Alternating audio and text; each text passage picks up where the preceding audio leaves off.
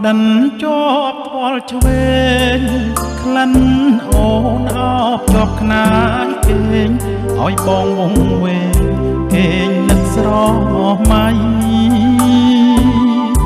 ផលអើយផលមាននីសាយមិនគួរណាថ្លៃ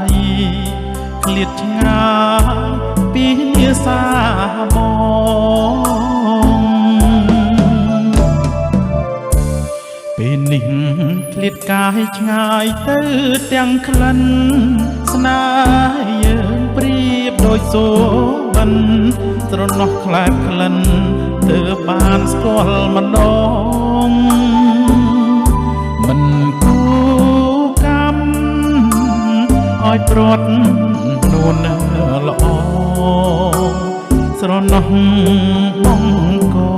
ងស្គាល់តែលំអងក្លិនស្រីបងយំសួរពុកមិនព្រមឆ្លើយបងស្រែកងើសួរខ្នើយមិនចេញស្ដីបងផ្ដាំតាមខ្យល់ក្រែងបានដល់ស្រីក្លិនអើយនៅថ្មីអើយបងស្រណោះតើអូនដឹងទេថាបងនឹកស្រីសូបិនរៀងររីត្រីអនុស្សាវរីយ៍នៅថ្មីស្រងវល់វងវែងផ្លេចអ្វីទាំងអងមើលសែនស្រណោះ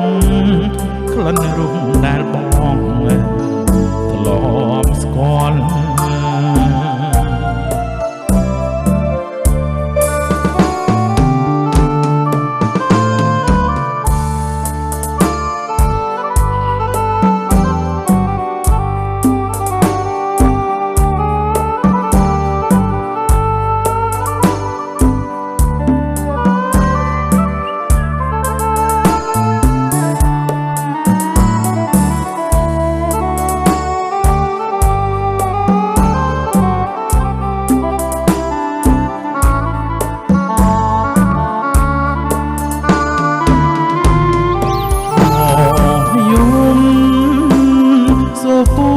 ពុកមិនព្រមឆ្លើយបងស្រែកងើសួរខ្នើយមិនចេញស្ដីបងផ្ដាំតាមខ្យល់ក្រែងបានដល់ស្ដីក្លិនអើយនៅថ្មីអើយបងស្រណោះ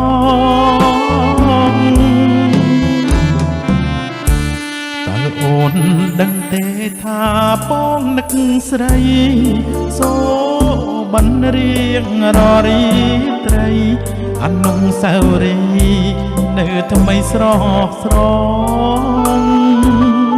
វល់វងវែងផ្លេចអ្វីទាំងអមើលសែនស្រណោះក្លិនរុំដែលបងធ្លាប់ស្គាល់